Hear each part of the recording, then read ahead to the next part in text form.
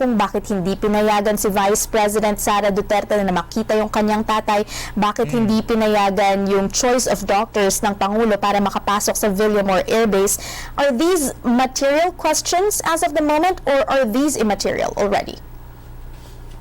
These are material questions in our local courts.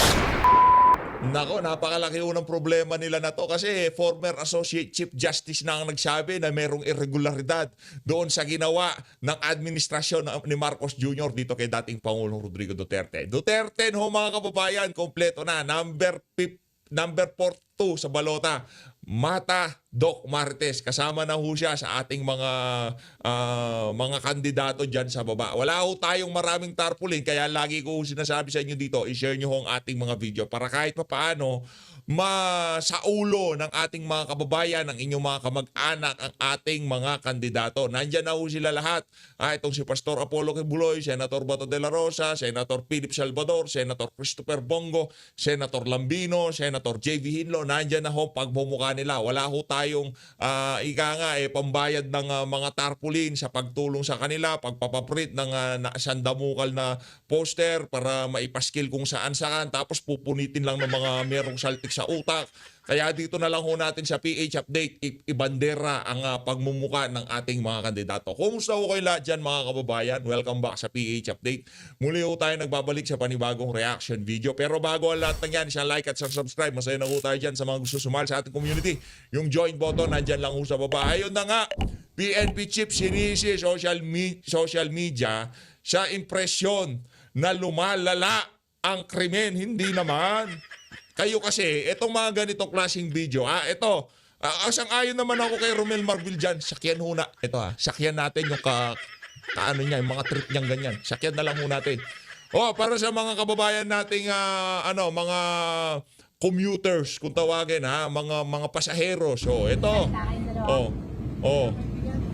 Nakarinig ako ng sa akin yung dalawa Brad, wala ka narinig, napapraning ka lang, visit ka, tingnan nyo ang mata nito Kasi ang konteksto, sumasabit na lang, hindi nagbabayad. Itong nandito, ito. Tapos, kasi meron daw siyang narinig doon sa mga nakaupo sa sa jeep. Ito. Hindi nakarinig, hindi maganda. Kaya Brad, lobat ka na. Sobra ka na sa kaka-OT. Baka magalit sa'yo si Marbil yan. Bahala ka. Yang mukha na yan, mga kababayan. Next time, huwag niyong videohan. Dahil lumalala ang impresyon ng krimen sa bansa dahil dyan sa mga ganyang klaseng video. Please, huwag niyong gagawin yan. Ang pangit niyan Nasisira yung PNP dyan Diba tingnan niyo naman tong si Sir, palobat na. Lobat ka na, Brad. Sa totoo lang tingnan niyo naman yung mukha na yan. baliw na ako babaliwin niyo pa ako. Yun umamin naman pala baliw na pala siya, babaliwin niyo pa siya. Baka OT ka ng OT. Baka OT ka ng OT kaya nababaliw ka na. Tingnan nyo naman.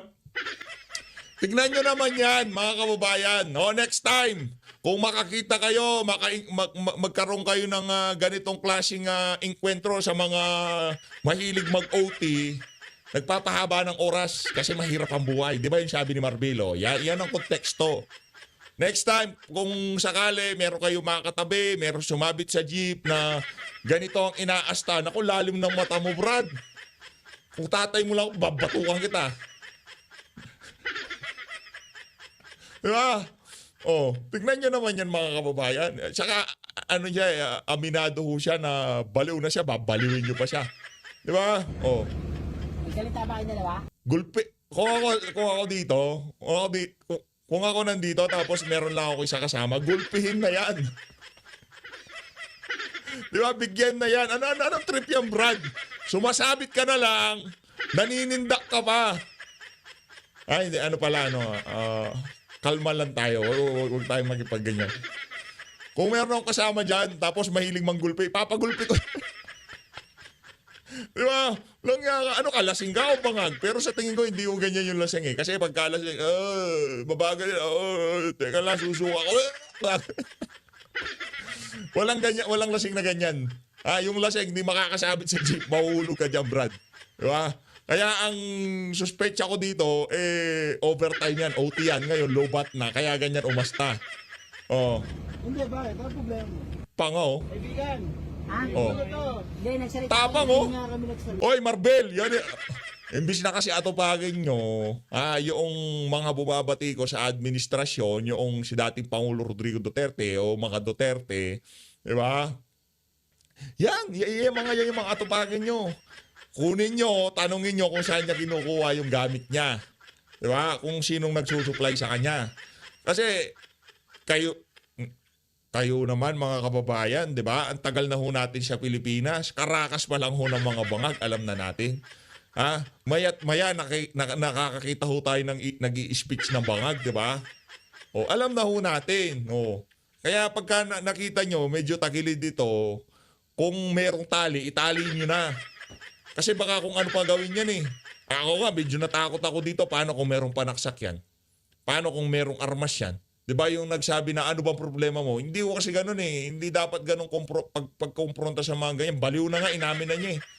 Kasi pagkabaliw yung mga yan, hindi naman nila, doon nga sa video, baka sabihin niya, ano yan eh,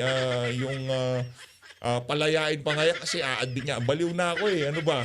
Di ba? Sa bagay, kung baliw ka, di mo namang alam na baliw ka eh. Ibig sabihin, hindi siya baliw. Hindi pala. Ngayon yan, nililiwanag. Ang gugulo to. O, nanggugulo, may pulis. Ito. Hindi ayun Oh. Natakot yung pasahero. Hindi na. Natakot to. Ayan. Ito. Away yung pasahero. Hindi ka na ipapakilaman. Yan. Pakitampot. Bangag yan, bangag. Hindi ako nagsasalita. Pakitampot. O, wala na, damputin na yan. Nananakot yan. Nananakot. O, makulit ka ha. O. Ay, pulis ba yun? O, kung sino man pulis yun na hindi nag-agip ng camera, palakpakan natin. Yan ang kailangan. Police visibility. Wag lahat dalhin dyan sa NAIA. Dapat lagay yan sa mga sa daan para kung yari merong super o merong dito, merong OT dito. Damputin na yan, OT yan. Diba? Ganyan ho dapat. Si PNP Marbil, dapat ho ganyan gawin natin. Huwag ho natin dalhin lahat sa NAIA o dyan sa Villamor Air Base sa mga pulis. Kasi nung hinuli si Tatay Digong, ang daming pulis dun eh. Mantakin mo, kawawa yung mga pulis eh. Wala naman tayong gagawin. Wala naman gagawin yung mga taga-suporta ni Tatay Digong.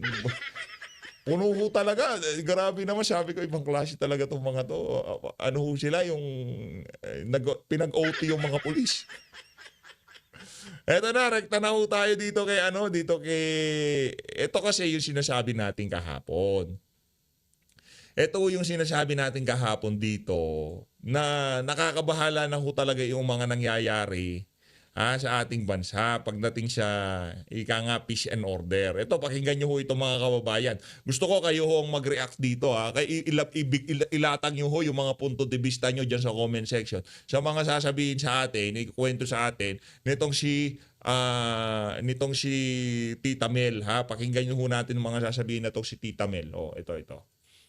Nauwi sa pamamaril ang pagsita ng pulisya sa 4 na nagpakilalang sundalo na ilang sundalo. araw ng sunod sa isang negosyanteng Chinese. Ano na naman? Negosyanteng Chinese. Ang sumusunod, ang bumubuntot, sundalo. Naku, yari tayo dyan. Yan ang problema dyan. Pati ngayon yung mga sundalo, nakakaladkad na. Tandaan ho natin pagdating sa law enforcement, kung di ho tayo nagkakamali sa mga krimen-krimen, sa yan? Sa mga pulis ho yan. Sa mga pulis yan. Kaya tayo nagtataka, bakit susundan ka ng sundalo? Ano ka, makakaliwa? Chinese businessman, binubuntutan ng mga sundalo. Di ba? Grabe naman yan. Kung mga pulis, okay pa eh. Kasi yan, illegal yung ng business ng Chinese na yan. Di ba? Bakit walang cooperation sa mga pulis? Bakit wala silang kasamang pulis? Ano yan? Merong bata-batal yung mga ganon. Kaya dapat sundalo nandiyan sa likod. Ang banang huli, baka kidnapin siya. Pero sabi ng mga sundalo, bahagi ito ng kanilang operasyon. Nakatutok si Rafi Tima. Wala nang nagawa ang 3 sundalo kundi sumuko matapos barilin ang gulong ng kanilang sasakyan na magtangka umano ng takasan ng mga pulis sa San Simon, Pampanga nitong Martes. Noong una Yan, ay sistahin lang sana sila dahil sa sumbong na ilang araw na nilang sinusundan ang isang negosyanteng Chinese na taga roon. Patunay ang kuha ng CCTV sa pagsunod ng sasakyan ng mga suspect sa pulang SUV ng negosyante na nangamba noong matulad sa ibang Chinese na kinidnap sa mga nakaraang linggo. Kaputok sir, Ayun diretso siya, pa rin yung takbo hanggang maka-lose control sila dahil labol nga sir. Nag-360 ngayon yung Innova. Bumaba naman na po sila doon. So nagtaas sila ng kamay and sabi, Mga radio communication equipment at surveillance camera. tinanong ko sila, may mission order ba kayo? Meron po pero hindi namin dala. Nako, meron kayong mission, pero hindi nyo dinala yung mission order. Yan ang problema dyan. Di ba? Mission nyo na eh. Dapat kasama yan lagi. Nasa ano yan, nasa pataka yan. Ika nga, laging kasama yan. Eh, dyan nabubutasan. Baka OT din yung mga yan. Baka OT din. May coordination ba kayo? Tanungin nyo na lang po yung CO namin. Yun po ang sagot nila. Giit na mga inaresto Ayan ho sila oh. Sundalo binubuntutan ng Chinese businessman, anak ng Tokwa. Ano ho ito, napakadaming question dito sa nangyayari ngayon sa ating bansa. Kaya para doon sa mga, ito, kaya yung, ano natin kanina, yung opening salvo natin. Kung meron kayong kaibigang Chinese businessman, kakilala, sabihin nyo sa kanila, mag-hire ho sila ng maraming security guard dito sa panahon na to. Naku, baka $100 million na naman ho kayo. Di ba? Ganun kalaki ho yung hiningi nila doon sa estudyante, di ba? Yung unang nakidnap. Correct me if I'm wrong, kung mali ako doon sa $100 million, yung unang bayad na hinihingi, yung ransom, ika nga doon sa bata. O ngayon, nakawala yung bata, ibig sabihin, ibinigay ho ba o nakipag-negotiate, ibinaba sa $50 million? Hindi ho natin alam. Pero ang hinihingi ho nitong mga masasamang elemento na to, makakapagpondo ng malakihang kampanya. Wala ho tayong pinututungkulan dito kasi panahon ng eleksyon ngayon. All of a sudden, mga businessman yung tinatarget nito, mga walang iyang to. Hindi ko sinasabi itong mga to, merong mission order yung mga yan. Sinasabi ko yung mga kidnapper na kumukuha dito sa mga Chinese businessman. Ano ba, coincidence lang, ganon? Mag-i-election, kailangan ng malaki ang pondo, tapos magkakaroon ng maraming kidnapping ng mga Filipino-Chinese businessman? Para saan? Kahit sino na mga ordinaryong mirons dito sa social media, yun kaagad papasok sa utak eh. Baka pagpondo yan, di ba? Hindi natin alam. Kumbaga yung mga nangyayari na to, base sa kasulukuyang sitwasyon ng ating bansa, kung ano ba yung mga papalapit at kung ano yung mga nangyayari ngayon. Bakit noong mga nakalipas na taon, wala ko tayo nababalitaan ganito? Ngayong malapit na ang kampanya, sunod-sunod. Kukunin nila yung Chinese businessman, gugurgurin pa. Pagkabigay ng ransom. Ganon ho katindi to mga kababayan. Kaya itigil-tigilan nyo na muna yung mga Duterte para sa mga natin ha, yung nabisi sila yung pag-aayos ng record siguro doon sa mga kasi EJK victim daw di umano, di ba? Pagbibigay dito sa, di ba, mga kumakalaban kay Tatay Digong, meron na daw silang record kanino galing. Tapos sasabihin ng PNP, hindi daw nila alam kung kanino galing. Kanino ba makukuha yun? Natural sa PNP lang. Alam nga naman makuha yun sa makuha yun sa DOH. Record nga ng pulis o baka imposible naman makuha yun sa AFP.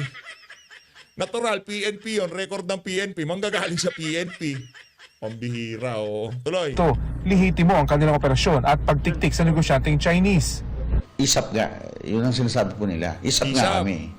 ISAP sila. ISAP. So yun lang. Naku, baka to. Anong pangalan nito? I'm very New York, di ba? Yung mga ISAP. They are all on board na just a little push. Ayun na push. Ayun, natumba yung mga ISAP. Intelligence, ho yan ng AFP na Intelligence Army ka nga ng AFP, ang ISAP na yan. Yun po yung palaging sinasabi nila. ISAP sila. Isang AFP official na may ranggong major ang dumating naman kalaunan at pinatunayang mga sundalo nga ng AFP ang mga inaresto. Matapos magpresenta ng mission May mission order, walang coordination doon sa mga police, doon sa area. Anak na to ko. ayusin nyo ho, di ba? Para mo hindi magkaroon ng ganyang klaseng, hindi natin sinasabing hindi lehitimo yung operasyon ha, hindi natin sinasabing ganon. Sinasabi natin magkaroon ng proper coordination. Ganyan ho ang nangyari nung naubos yung ating SAP 44. Walang parang ano lang yan, parang SAP 44. Di ba? Noong magkakaroon na ng operasyon, isinikreto naman ho nila sa AFP. Gusto nila, SAP lang, pulis lang tatrabaho. Pero ang kalaban nila, dapat bata-batalyon ng kailangan. Ipinadala, 44 SAP. Ano nangyari? Natigok ho yung ating mga sundalo. Ganito rin no nangyari. Kaso ang tatrabaho naman dito, mga taga-ISAP, ngayon, ang naka-enkwentro nila, mga pulis, kasi walang proper coordination. Pero kung yung ano na yan, yung mga sundalo na yan, ano ba tawagan? Sir, ito mission order namin, basta bubuntutan lang namin to, kami na bahala dito ha. Yung binubuntutan nila, tumawag sa pulis, Chinese businessman din. Binubuntutan kami nitong ano na to, yun. Yari kayo. Diba? Order at gun ban exemption, pinalaya ang mga sundalo. Pero mananatili ayon sa pulisya ang kasong unjust vexation at grave threat laban sa mga sundalo. Hinihingan pa namin ng reaksyon ng ISAF o Intelligence Service of the Armed Forces of the Philippines. Para sa GMA Integrated News, Rafi. Ayun na nga mga kababayan, maliwanag pa ho sa sikat ng araw na talagang meron tayong problema ngayon sa mga nangyayari sa ating bansa, no? Dito ho tayo. Ito yung yung pinaka-aabangan kong gagawan ng reaction video eh. Kasi itong itong reporter na to eh. Ang cute-cute ho nito eh. Teka lang, tanggalin ko lang dito ito si Romel. Saan ka na ba, Romel? Ayun si Romel. Yun. Dito sa bahagi ng video natin na to, itong si former Associate Justice Adolfo Ascuna, giniit ho niya na merong nalabag doon sa ginawa nila dito kay dating Pangulong Rodrigo Duterte. Mas maigi ho siguro panoorin na lang natin kasi magaling ho magpaliwanag to eh. Ika nga, malupit ho ito, malupit. Game. Yesterday that the Philippine law enforcers who arrested the former president may have violated this provision in that statute. Very quickly, discuss to our viewers, especially to ordinary Filipinos, try to break down what Article 59 or the arrest proceedings in the custodial state actually say. Alam po natin na yung Rome Statute, nag-withdraw na tayo. Ngunit mayroon pong provision doon na kahit na nag-withdraw ka na, ang state obligado pa rin mag-cooperate sa ICC tungkol sa mga bagay na naumpisahan na pag-investigate ng ICC. At ang Pilipinas ay naumpisahan na ito bago mag-withdraw. Kaya mayroon tayong tinatawag na residual obligations sa ICC. Isa nito, yung arrest warrant ng ICC, dapat tanggapin natin. At ito naman tinanggap ng otoridades natin. At problema lang, mayroong procedure sa Statute of Rome na kung nag-aresto tayo, gawa ng arrest warrant ng ICC, dapat dalhin yung arestado sa isang korte lokal bago i-surrender sa ICC. Ngunit hindi ito nagawa. Kaya sa palagay ko, may kakulangan yung ating pag-surrender dahil diniritso natin surrender si Mr. Duterte, hindi na pinadaan sa isang korte na lokal. Okay. Hindi. Justice Ascuna, sabi nitong si Boying Remulla, sila yung tinalaga bilang competent judicial authority, DOJ. Tapos magaling si Boying eh. Diba? Magaling DOJ Secretary versus former Associate Chief Justice. Sino hong papaniwalaan nyo dyan? Sabi ni Boying, walang nalabag. Lahat nasunod doon sa doon sa nangyaring pagdukot kay Tatay Digong. Sabi naman itong si former Associate Justice Ascuna, meron. Sino paniniwalaan nyo? Yung individual na kung saan kitang-kita naman kung kaninong, kung yung tali niya sa leeg, sinong humihila o dito sa ano ho yan Siyempre kahit na kayo hindi na ho kayo nagtatrabaho sa Supreme Court. Pero nakakabit pa rin yung pangalan nyo doon sa institution na kung saan napakatagal nyong pinaglingkuran. Kaya yung mga sinasabi nitong si Associate Chief Justice Adolfo Ascuna, meron talaga hong bigat. Lagi ho siyang ini-interview, kinukuha ng resource person kasi hindi ho niya ibibenta yung kanyang yung utak niya, yung prinsipyo niya, diyan sa politika o kung sa kahit magkano pa mang halaga. Yun ang sigurado. Para po dun sa benefit ng ating mga manonood na hindi masyadong familiar sa Rome Statute, yung Article 59 po sinasabi na dapat yung isang pinapa-aresto ng ICC ay dapat munang isumite sa isang competent judicial authority para matignan kung yung warrant ba ay nag-a-apply sa naturang individual, para matignan din kung yung arresting procedure ba ay dumaan sa tamang proseso, at para ma-check din kung yung mga karapatang pantao ba noong inaaresto ay narespeto. Justice Ascuna, Department of Justice Secretary Boying Remulla argues that all the provisions under the Rome Statute is no longer applicable at this point because there is a debate ongoing here na parang while meron pong residual obligations ang Pilipinas, ang sinasabi po ng kampo ng DOJ is that hanggang 2019 lang po applicable ang Rome Statute sa Pilipinas. Kaya covered nito yung mga naging pagpatay ng war on drugs ni dating Pangulong Rodrigo Duterte. But since it's already 2025 now, they are arguing that this is no longer applicable to the Philippines. Which competent judicial authority should settle this judicial question before us right now? Opo, talagang kailangan ma-decide ito sa pending ito ngayon sa Supreme Court kung kailangan ba dalhin si Mr. Duterte bago i-surrender, dalhin sa isang korte lokal. Ayon kay Secretary Remulla, yung pagdala sa korte lokal na satisfied dito dahil dinala sa kanya si Mr. Duterte at siya daw as Secretary of Justice and Prosecutor ay bahagi na rin ng korte sa tingin ng ICC dahil sa tingin ng ICC yung prosecutor ay bahagi ng korte. Do you buy that excuse, sir? Do you buy that argument that a DOJ secretary should also be considered as a prosecutor who's part of the judicial system? Nako. Yes, according to the structure of the ICC, their prosecutor is part of the court. So Mr. Remulla says that as far as the Rome Statute is concerned, he can be considered a judicial authority as prosecutor because the prosecutor in the ICC is part of the court system. Sir, gaano po yung katotoo yung ganong klaseng argument ni DOJ Secretary Remulla considering na in the Philippine framework, the DOJ is clearly under the executive branch and not the judiciary?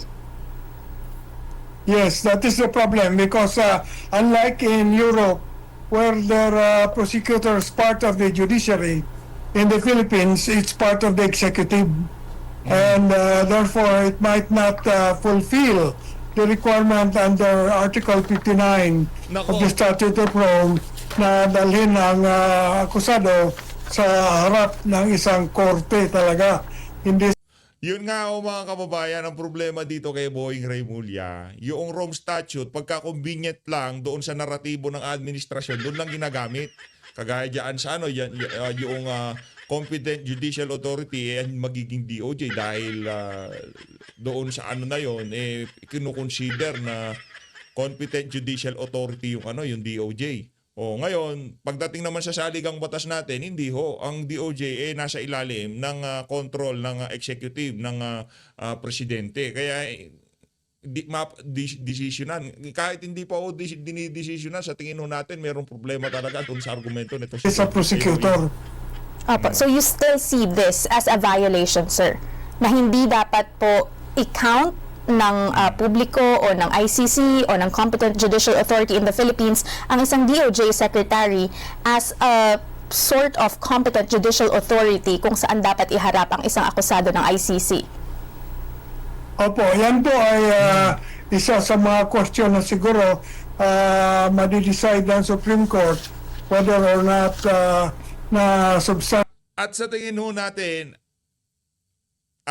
natin, yung ang magiging desisyon na yan, papabor sa isang panig. At alam ng isang panig na ngayon pa lang, hindi na magiging paborable sa kanila ang desisyon ng Korte Suprema.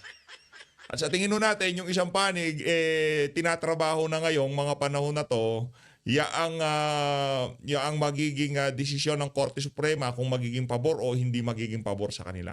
Ang sigurado ho dito, tayo ho confident dito sa PH Update bilang taga-suporta nitong si dating Pangulong Rodrigo Duterte na makakakuha ng magandang desisyon ay yung mga naghain ng petisyon sa Korte Suprema kaugnay dyan sa ginawang pag-aresto dito kay dating Pangulong Rodrigo Duterte. Complied ang Article 59 by the Secretary of Justice, and even if whether or not it should apply in the first place, since we are no longer parties to the Statute of Rome, and whether or not it should be based simply on our own law, which is Republic Act 9851, which authorizes the Philippine authorities to surrender a suspect to the ICC. Justice Azcuna, Secretary Remulla underscored that the arrest and the turnover of a former Philippine president to the ICC is the first of its kind here in the Philippines. How much leeway does the law allow or provide for mistakes during operations like these, which are considered as unprecedented?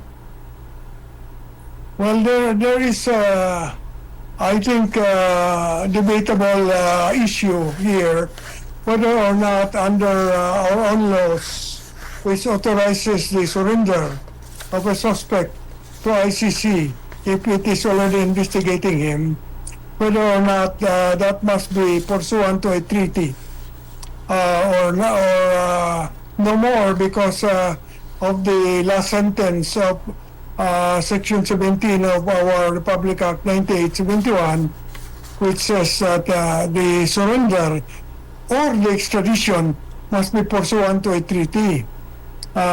Yung bang treaty kailangan sa extradition lamang at hindi sa surrender, dahil yung surrender natin sa ICC hindi yun extradition yun.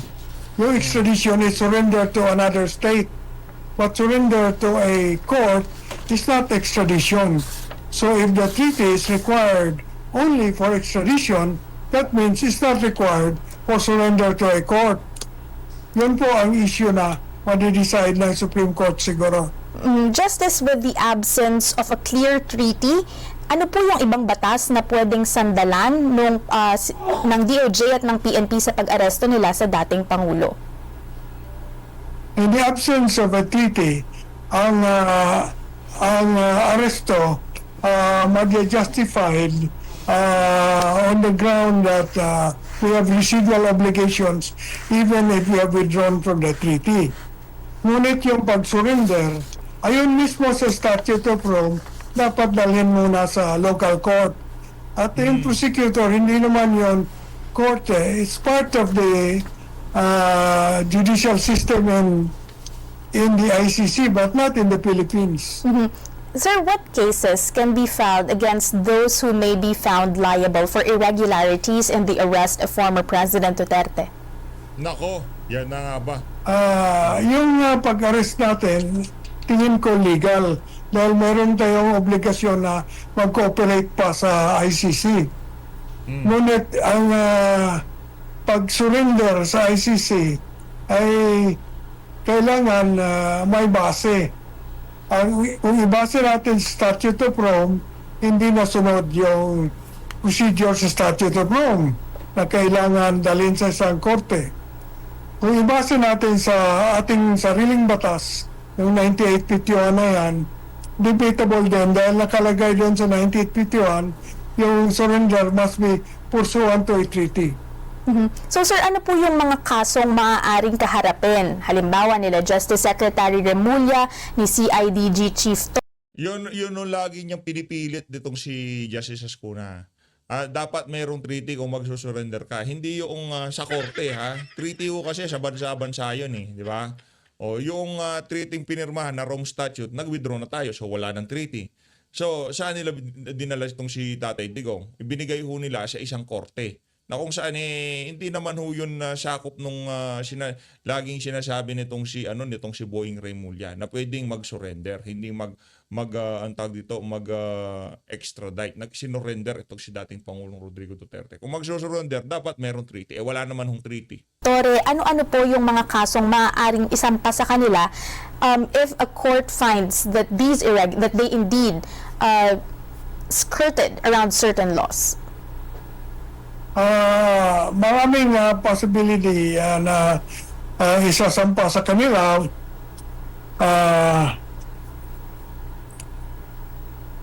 But it depends on the Supreme Court because mayroon tayong tinatawag na doctrine of operative facts, in which case na if there is good faith in following a law, even if that law is later declared unconstitutional, the actions of the executive are considered valid and they cannot be blamed for following the law in good faith. Okay, sir, so far, nakikita niyo po ba na may good faith doon sa pagkaka-aresto ni kung sa paano inaresto si dating Pangulong Rodrigo Duterte? Inaresto yan pursuant to the ICC warrant. Sa palagay ko, tama yon dahil yung ICC warrant valid pa yon sa atin dahil sa residual obligation natin. Ngayon, ang questionable lang yung pag-surrender dahil hindi na pinilaan sa korte yung bago i-surrender. Kung kailangan ba yun o hindi, yun po ang isang issue na Masyado kasi nagpakakumpiyansa itong si Tatay Digong na hindi ako ipagkakaluno ng sarili kong nasyon, ng sarili kong mga kababayan. Siguro ni siya panaginip, hindi ho naisip o hindi ho sumagi dito kay Tatay Digong na mangyayari ang nangyari sa kanya na yan. Kaya hindi napaghandaan. Yung tipong hindi ako bibigay ng mga kalahi ko. Kahit ano pang mangyari, politika lang naman to. Hindi ako bibigay ng administrasyon na to. Masyado ho siyang nagpakakampante. Mga bangag na yung nasa administrasyon. Ika nga, yung hindi mo inaasahan, yun ang mangyayari pagka nakikipag-deal ka sa mga bangag. pending So, sa nakita nyo ho yun, di ba? Sumasabit na lang yung nasa video natin kanina. Sumasabit na lang ho yun mga kababayan, pero siya pang merong lakas ng loob na lumapit at manindak doon sa mga pasahero doon sa jeep na sinasakyan. Supreme Court natin. Justice, ano po ba yung mga metrics na ginagamit ng Supreme Court or any other courts in the Philippines for it to see good faith in the actions of arresting officials? The Supreme Court will have to interpret Section 17 of our Republic Act 9851. That is regarding surrender of a suspect to an international tribunal. Okay, para po dun sa benefit ng ating mga manonood, Section 17 of RA 9851 is about the jurisdiction. It says na ang isang state shall exercise jurisdictions over certain persons suspected of a crime. Dapat kung siya po ay isang Filipino citizen, kung ang akusado po ay nasa Pilipinas, at kung ang akusado po ay nag-commit ng crime against any Filipino citizen. Sir, doesn't this Republic Act directly contradict some provisions in the Rome Statute, because it says that the jurisdiction of former President Rodrigo Duterte should be with the Philippines and not with the ICC? No, the jurisdiction of the ICC is what is called complementary. It can happen only if the Philippines is unable or unwilling to prosecute. In the case of Mr. Duterte, it was found by the ICC that the Philippines has been unable or unwilling to prosecute him. That is why they are prosecuting him under their complementary jurisdiction. We have primary jurisdiction, but we failed to exercise it according to ICC. So they have come in under what they call complementary jurisdiction. Justice, bukod po doon sa failure ng arresting officers to present the former president before a competent court in the Philippines, may iba pa po ba kayong irregularities na nakikita doon sa arrest proceedings niya before he was flown to The Hague? The situation of Mr. Duterte is what is known as complementary jurisdiction ng ICC, in which case the ICC can arrest him. Sir, so far wala na po kayong nakikitang ibang irregularidad bukod po doon sa failure to present him before a competent court. Kasi yung mga senador po doon sa hearing kahapon, nire-raise nila, tinatanong nila kung bakit hindi pinayagan si Vice President Sara Duterte na makita yung kanyang tatay, bakit hindi pinayagan yung choice of doctors ng Pangulo para makapasok sa Villamor Air Base. Are these material questions as of the moment, or are these immaterial already? These are material questions in our local courts.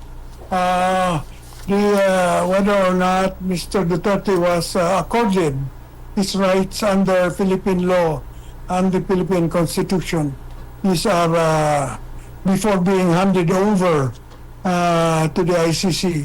These are all pending in the Supreme Court today. Okay, so maaari pong Marami pa hong dapat ipaliwanag. Itong si Torre, yang si, ang tawag dito kay Boying Remulla, Romel Marbil, dito kay John Vic Remulla, marami ho silang dapat ipaliwanag kaunay sa lahat ng kaganapan na to. Ang lahat na nangyari na yan dito kay dating Pangulong Rodrigo Duterte. Pero para sa mga susunod na panahon, hindi na ho maulit ika nga. Kasi ang mangyayari ho dito, sa tingin natin susubukan pa nilang umisa, sigurado ho tayo dyan. Susubukan pa ho nilang umisa, di ba? Sinasabi nga nitong si Trililing, marami pa susunod dyan. Si ganito, si ganyan, susunod dyan, di ba? Yun yung ginagawa ho nila ngayon sa pinapakalat nila sa social media. At dito naman ho sa bahagi ng video natin na to, meron hong panawagan itong si Senator Robin Padilla para sa mga kasama natin na malapit lang sa area, suportahan natin itong gagawing rally ng Duterte, suportahan natin.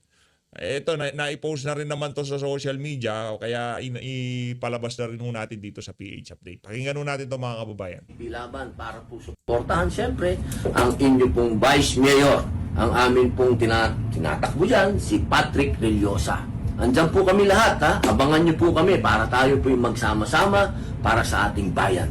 April 26 po, dyan po sa Hermosa. April 26. Mabuhay po mga mahal naming kababayan. Ito po ang inyong lingkod, Robin Padilla po. Iniimbitahan ko po kayo sa April 26, dyan po sa Hermosa, Bataan. Papunta po lahat dyan ang mga PDP laban para po suportahan siyempre ang inyo pong Vice Mayor, ang amin pong tinatakbo dyan, si Patrick Rellosa. Andyan po kami lahat, abangan nyo po kami para tayo po yung magsama-sama para sa ating bayan. April 26 po, dyan po sa Hermosa. Ayun, magano po kayo diyan, kung malapit lang ho kayo diyan sa diyan sa Hermosa. Hermosa, punta ho tayo dito para makapagpakita ng suporta sa mga kandidato natin dito sa Duterte, diyan sa lalo na dito sa pinakabagong sali, ito si Doc Mata Doc Marites, ayun. Number 42 sa balota, palakpakan natin, Suportahan natin silang lahat. As always, maraming salamat sa pag-support sa PH Update. Mag-ingat po kayo lahat ng Pilipinas.